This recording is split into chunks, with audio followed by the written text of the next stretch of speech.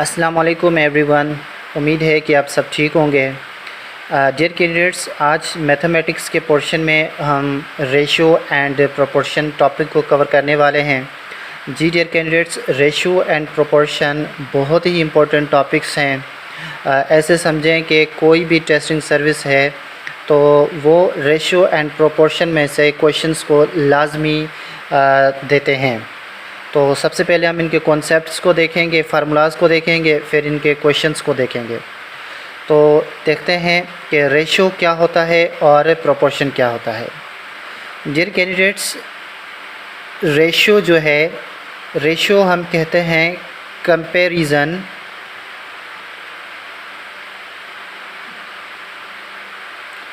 Comparison between two quantities. ठीक है, दो क्वांटिटीज़ का कंपैरिजन होता है। Comparison between two quantities of the same unit, यानी कि कोई भी दो क्वांटिटीज़ होंगी, उन दो क्वांटिटीज़ को हम आपस में कंपेयर करते हैं। ठीक है, तो उस कंपैरिजन को हम रेशो कहते हैं। और कंपेयरिंग के लिए दोनों का यूनिट जो है वो क्या होना चाहिए, सेम होना चाहिए। अब मिसाल के तौर पे अगर एक चीज़ की हम लेंथ मेजर कर रहे हैं, ठीक है, फॉर एग्ज़ाम्पल कोई भी एक चीज़ है, उसकी लेंथ जो है वो 5 सेंटीमीटर है। ठीक है, और दूसरा कोई ऑब्जेक्ट है तो उसकी लेंथ जो है वो 5 मीटर है। तो अब देखें, एक का सेंटीमीटर यूनिट है और दूसरे का मीटर है, तो इन दोनों के बीच में हम रेशो नहीं निकाल सकते क्योंकि इनका यूनिट सेम नहीं है। तो पहले डियर कैंडिडेट्स, आपने क्या करना होगा, इनका यूनिट सेम करना होगा। आपको सेंटीमीटर में से मीटर कन्वर्ट करना आता होगा, या फिर आप इन दोनों को सेंटीमीटर में कन्वर्ट कर लें या फिर मीटर में कन्वर्ट कर लें। ठीक है, तो तरीक़ाकार ये होता है कि हम जो है बड़े यूनिट को छोटे यूनिट में लेकर आते हैं। ठीक है, तो भाई 5 सेंटीमीटर हमें समझ आती है। ठीक है, और 5 मीटर को जब हम सेंटीमीटर में कन्वर्ट करते हैं तो फिर हम क्या करते हैं, इसको मल्टीप्लाई करते हैं 100 के साथ। 5 मल्टीप्लाई बाय 100, तो ये कितना हो जाएगा, 500 सेंटीमीटर। क्यों 100 से मल्टीप्लाई किया, क्योंकि एक मीटर में 100 सेंटीमीटर पड़ते हैं, तो इसलिए हमने 5 मीटर को कन्वर्ट किया है 500 सेंटीमीटर्स में। तो अब देखें, ये दोनों जो है वो सेंटीमीटर्स में कन्वर्ट हो चुके हैं। अब हम इन दोनों के बीच में रेशो निकाल सकते हैं। ठीक है, अब कैसे रेशो निकलेगा इन दोनों के बीच में, हम क्या करेंगे, ये क्वांटिटी, इस क्वांटिटी को हम ए कंसिडर करेंगे और इस क्वांटिटी को हम बी कंसिडर करेंगे। ठीक है, रेशो कैसे निकलता है, ए रेशो बी, या फिर हम इसको हम ऐसे लिखेंगे 5 रेशो 500। ठीक है, दूसरा तरीका क्या होता है, ए अपॉन बी भी हम लिखते हैं। ठीक है, यानी कि 5 को हम डिवाइड करवाएंगे 500 के साथ। ठीक है, तो ऐसे भी हम जो है वो रेशो निकालते हैं। अब इन दो क्वांटिटीज़ के बीच में अगर हम रेशो निकालें तो रेशो जो है वो क्या बनेगा, आप देखें कि इनको अगर हम सॉल्व करेंगे तो कैसे सॉल्व करेंगे भाई, 5 1 जा 5 और 5 1 जा 5 यहाँ पे। ठीक है, तो क्या रेशो आ जाएगा इनका, ए अपॉन बी जो है, यानी कि ए क्या हमारे पास 1 और बी जो है वो क्या है यहाँ पे 1, और ये 2 0 क्या हो जाएगा, 100 हो जाएगा। ठीक है, यानी कि A ratio B is equals to, A क्या आ गया हमारे पास 1, रेशो बी क्या आ गया हमारे पास 100। ठीक है, तो ये हमने एक क्वांटिटी ली, उनके यूनिट्स को सेम किया और हमने उनके बीच में रेशो निकाला। ठीक है, एक और मिसाल के तौर पे डियर कैंडिडेट्स, आपकी सैलरी जो है वो मिसाल के तौर पे 2000 रुपये सैलरी, एक और बंदा है, उसकी सैलरी जो है वो कितनी है, वो 4,000 रुपये सैलरी है। ठीक है, अब आप क्या करते हैं, दोनों की सैलरीज़ का आप रेशियो फाइंड करते हैं। तो आप कैसे रेशियो फाइंड करेंगे कि भाई आप जो है वो 2000 अपॉन 4000 ऐसे भी लिख सकते हैं और डायरेक्टली भी लिख सकते हैं। ठीक है जी, ये 3 ज़ीरो यहाँ से कैंसिल, 3 ज़ीरो यहाँ से कैंसिल, 2 1 ज़ा 2, 2 2 ज़ा 4, यानी कि इनका रेशो जो है वो क्या बना, ऊपर क्या है 1 है, 1:2। ठीक है, तो इस तरीके से हम एक क्वांटिटी का रेशो निकालते हैं, एक नहीं बल्कि 2 क्वांटिटीज़ का रेशो निकालते हैं। ये तो रेशो का कॉन्सेप्ट हो जाता है। अब प्रोपोर्शन क्या होता है डियर कैंडिडेट्स, प्रोपोर्शन होता है इक्वलिटी। इक्वलिटी यानी कि इक्वल होना। ठीक है, equality of 2 ratios, equality of 2 ratios is called proportion। Proportion का मतलब क्या होता है, जब दो क्वांटिटीज़, दो रेशियोज़ की वैल्यू जो है वो बराबर हो जाती है तो फिर हम इसको प्रोपोर्शन कहते हैं। प्रोपोर्शन को कैसे डिनोट करते हैं, जैसे हम रेशियो को ए रेशियो बी ऐसे डिनोट करते हैं, इसी तरीके से हम जो है ए रेशियो बी और यहाँ पे हम ये डबल कॉलन लगाते हैं, फिर सी रेशियो डी ऐसे लिखते हैं। ठीक है, ये हो जाएगा हमारा प्रोपोर्शन, यानी कि ए रेशियो बी बराबर होगा किसके, सी रेशियो डी के। इन दोनों की वैल्यू से बराबर होगा। ठीक है, यानी कि इनको हम ऐसे भी लिख सकते हैं कि A ratio B is equals to C ratio D. अच्छा, अब डियर कैंडिडेट्स, ये जो ए और डी है, यानी कि दोनों लास्ट वाले जो टर्म हैं, इनको हम क्या कहते हैं, इनको हम कहते हैं एक्सट्रीम। ठीक है, एक्सट्रीम कहते हैं। कभी कभी हमें क्वेश्चन में दिया होता है कि फाइंड द एक्सट्रीम, और फिर ये दो जो वैल्यू हैं बी और सी, इनको हम कहते हैं मीन। यानी कि मीन और एक्सट्रीम जो है वो दोनों बराबर होते हैं तो फिर हम इनको प्रोपोर्शन कहते हैं। कहने का मतलब कि एक्सट्रीम जो है इसका फार्मूला क्या बनेगा, यानी कि ए को मल्टीप्लाई डी के साथ करेंगे, ए मल्टीप्लाई डी। ठीक है, बराबर फिर मीन का फार्मूला क्या है, बी मल्टीप्लाई सी, यानी कि बी इंटू सी। ये हमारे पास फार्मूला बनता है किसका, प्रोपोर्शन का, प्रोपोर्शन फाइंड करने का। अच्छा, एक और चीज़ डियर कैंडिडेट्स यहाँ पे आप नोट करेंगे, वो क्या कि ये जो फर्स्ट है ए बी सी डी, यहाँ पे 4 क्वांटिटीज़ मिली हुई है। ठीक है, तो फर्स्ट को हम बोलेंगे फर्स्ट टर्म, ठीक है, इसको बोलेंगे सेकंड टर्म, इसको बोलेंगे थर्ड टर्म और इसको बोलेंगे फोर्थ टर्म। कभी कभी हमें क्वेश्चन ऐसा मिला हुआ आता है कि आपने फर्स्ट यानी कि ए रेशियो बी मिला होता है, फिर सी जो है वो नहीं मिला हुआ होता, डी मिला हुआ होता है, तो अब सी को फाइंड करें तो वो हम इस फार्मूले को इस्तेमाल करके हम जो है वो क्वेश्चन को सॉल्व करते हैं। अच्छा, अब प्रोपोर्शन के क्वेश्चन जो है वो हम नेक्स्ट वीडियो में सॉल्व करेंगे, लेकिन जो रेशियो के क्वेश्चंस हैं वो हम इस वीडियो में सॉल्व करने की कोशिश करते हैं। डियर कैंडिडेट्स, हमें मिसाल के तौर पे क्वेश्चन जो है वो दिया हुआ है इस तरीके से कि if A ratio B is equals to 2 ratio 3 मिला हुआ है। ठीक है, एंड बी रेशियो सी जो है, बी रेशियो सी आपको मिला हुआ है 3 रेशियो 4।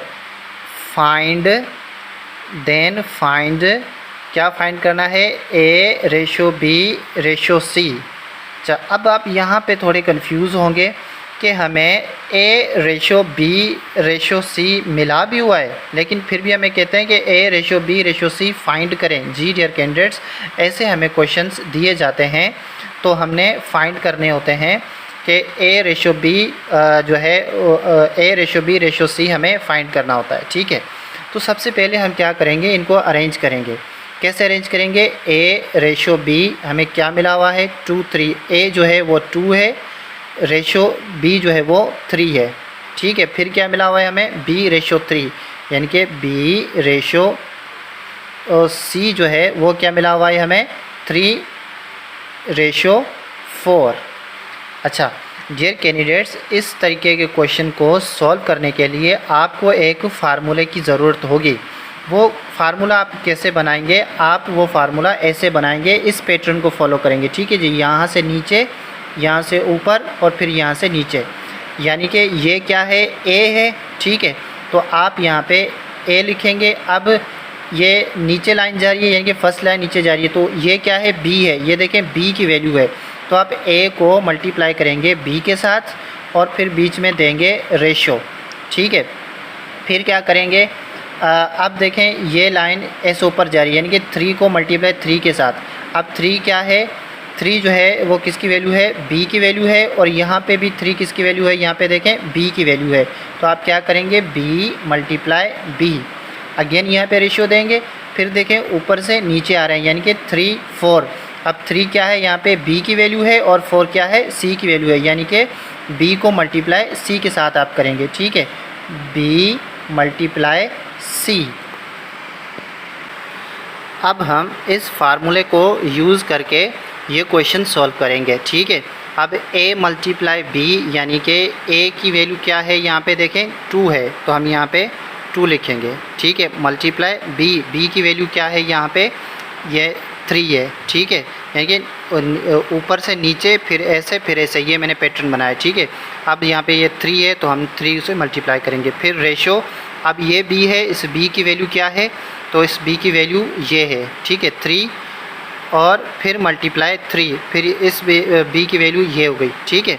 फिर अगेन क्या है, यहाँ पे b इंटू सी, यानी कि ये b की वैल्यू है, ये b की वैल्यू 3 है और c की वैल्यू 4 है, यानी कि हम यहाँ पे रेशो 3 इंटू 4 करेंगे, ठीक है। 2 3 ज़ा, यहाँ पे क्या आंसर आएगा, 2 3 ज़ा 6, रेशो 3 3 ज़ा 9, रेशो 3 4 ज़ा 12, ठीक है। अब देखें, अब हम देखेंगे कि क्या ये तीनों नंबर जो हैं वो किसी एक कॉमन टेबल से कट रहे हैं या नहीं कट रहे, ठीक है। 3 का टेबल तीनों पर जा रहा है, ठीक है। यहाँ पे देखें 2 3 ज़ा 6, 3 3 ज़ा 9, 3 4 ज़ा 12, यानी कि ये जो ए रेशो ये हमारे पास आंसर आ जाता है। यानी कि हम यहाँ पे लिखेंगे कि ए रेशो बी रेशो सी जो है वो क्या आ गया, 2 रेशो 3 रेशो 4, ये हमारा फाइनल आंसर आ जाता है। डियर कैंडिडेट्स, ये जब आपको 3 रेशो फाइंड करने के लिए कहा जाए तो आप इस फार्मूले को फॉलो करके आप क्वेश्चन को सॉल्व करेंगे।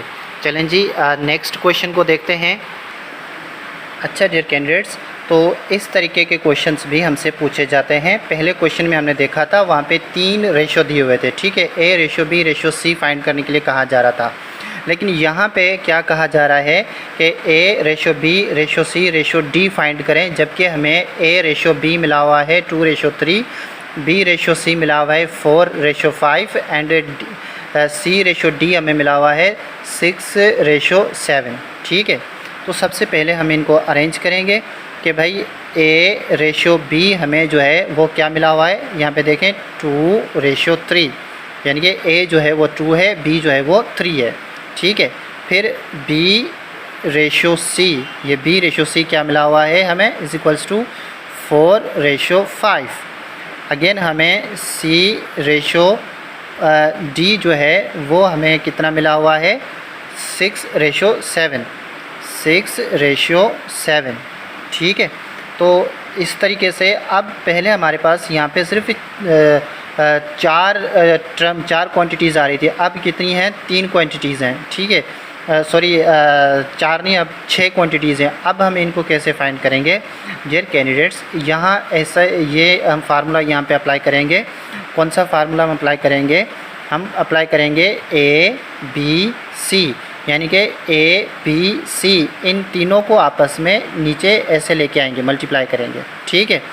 फिर रेशो अब दूसरा फार्मूला क्या है कि बी सी सी, यानी कि अब जो है हम जो बी का टर्म है अब इसको हम फॉलो करेंगे, ठीक है। ये बी बी सी और फिर सी, ठीक है, बी सी सी ये हो गया। अच्छा, यहाँ पे हम बी बी सी फॉलो करेंगे, ठीक है, बी बी सी, क्योंकि यहाँ पे देखें ये बी है और ये भी बी है, 4 जो है ना वो बी है और यहाँ पे सी है, ठीक है। फिर हम क्या फॉलो करेंगे, अब हम करेंगे बी सी सी, यानी कि बी और ये टर्म देखें बी सी और फिर इस तरफ आएंगे सी, ठीक है। अब रेशो थर्ड जो है वो क्या है हमारा, डी बी सी, यानी कि इन दोनों को आपस में मल्टीप्लाई करवाएंगे। अब ए का मतलब ए जो है वो हमारे पास क्या है, 2 है, तो भाई 2, बी क्या है हमारे पास 4 है, मल्टीप्लाई 4, सी क्या है हमारे पास 6 मल्टीप्लाई 6 रेशो, ठीक है। अब बी क्या है हमारे पास, अगेन यहाँ पे 3 मल्टीप्लाई, फिर बी क्या है हमारे पास 4 मल्टीप्लाई, अब सी क्या है हमारे पास यहाँ पे 6, तो ये 6 रेशो, फिर यहाँ पे बी क्या है हमारे पास, यहाँ पे बी है हमारे पास 5, अच्छा यहाँ पे बी सी सी है, ठीक है, तो हम बी जो है ये लेंगे 3 मल्टीप्लाई सी कौन सा टर्म है, ये सी, ये वाला सी हम लेंगे, ठीक है जी, 5 इंटू, अब ये ऐसे जाएगा, ये सी 6, अब ये यहाँ पे 6 आ जाएगा रेशो। अब डी बी सी, अब यहाँ पे देखें कि डी का टर्म कौन सा है, 7 है, तो 7, अब जो है इसके साथ बी का टर्म जाएगा, तो ये 7 और क्या है हमारे पास बी सी, तो ये बी का टर्म और ये सी का टर्म हम लेंगे, ठीक है, यानी कि मल्टीप्लाई 3 मल्टीप्लाई 7। अब हम इनको मल्टीप्लाई करवाएंगे, ठीक है, 2 4 ज़ा 8 एंड 6 8 ज़ा 48, ठीक है, रेशो 3 4 ज़ा 12 एंड 12 6 ज़ा 72, 3 3 ज़ा 9 एंड 9 6 ज़ा 54, ठीक है, रेशो 3 अच्छा 7 यहाँ पे 7 को मैंने दोबारा लिख लिया है, लेकिन यहाँ पे डी बी सी, अच्छा यहाँ पे 5 आएगा ना लास्ट में 5, तो 3 5 ज़ा 15 और 15 को 7 के साथ मल्टीप्लाई करेंगे तो हमारे पास आएगा 105, ठीक है। अब ऐसा कौन सा टेबल है जो कि इन सब नंबर पे कॉमन जा रहा है, ठीक है, तो कॉमन जाने के लिए कौन सा ऐसा टेबल है, तो यहाँ पे देखें तो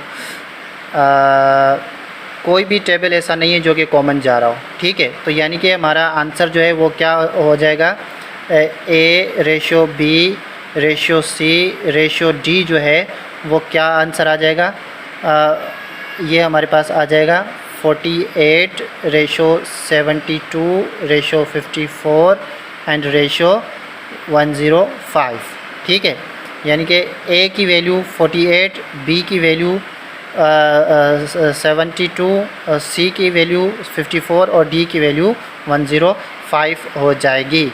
तो डियर कैंडिडेट्स, कुछ क्वेश्चंस जो है वो इस तरीके से आते हैं।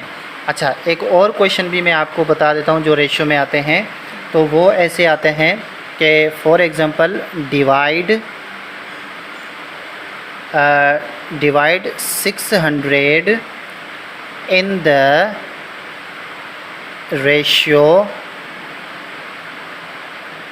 ऑफ 2:3, ठीक है। अब 600 को 2:3 में हमें जो है वो डिवाइड करना है, तो वो हम कैसे करते हैं, लेकिन सबसे पहले हम इनको देखेंगे, ठीक है। 2:3 है ना, तो पहले हम 2:3 को जो है वो 2 को जो है हम क्या कर लेंगे, 2 को x के साथ एंड 3 को भी x के साथ कंसिडर करेंगे, ठीक है, कंसिडर करना है हमें, इसके साथ x कंसिडर करना है। ओके, अब हम क्या करेंगे, अब हम इनको इक्वेशन बनाएंगे। 2x + 3x is equals to कितना मिला हुआ है 600, तो यहाँ पे 600 लिखेंगे। ठीक है, अच्छा अब ये देखें यहाँ पर भी 2x है, यहाँ पर 3x है, यानी कि वेरिएबल सेम है, तो हम इनको ऐड कर सकते हैं। 2 + 3 कितना हो जाएगा 5x इज़ इक्वल्स टू 600। अब x इज़ इक्वल्स टू 600 को डिवाइड करेंगे, 5 इस तरफ लेके आएंगे तो ये डिवाइड हो जाएगा। ठीक है, 5 1 ज़ा 5, 5 12 ज़ा 60, यानी कि 120। x इज़ इक्वल्स टू 120 हमें मिला यहाँ पे। अब जो इक्वेशन हमने यहाँ पे बनाई है ना, ये वाली 2x 3x, तो 2x यानी कि 2x की वैल्यू क्या मिली है 120, तो हम 120 यहाँ पे लिखेंगे। और हमें क्या मिला हुआ है यहाँ पे 3, और x की वैल्यू क्या मिली हुई है 120, तो हम 120 यहाँ पे लिखेंगे। ठीक है, तो वो 2 को 120 के साथ मल्टीप्लाई करेंगे तो 2 1 ज़ा 2, 2 2 ज़ा 4 और 0 का 0 आ जाएगा, यानी कि 240। अब 3 को मल्टीप्लाई करेंगे तो 3 की वैल्यू क्या आएगी हमारे 3 1 ज़ा 3, 3 2 ज़ा 6 एंड 0, यानी कि हम 600 को 2:3 में जब डिवाइड करेंगे तो क्या आंसर आएगा हमारे पास 240 एंड 360, यानी कि 240 और 360 को आप जब प्लस करेंगे तो आप हमारा आंसर क्या आ जाएगा 600 जो है वो आंसर आ जाएगा।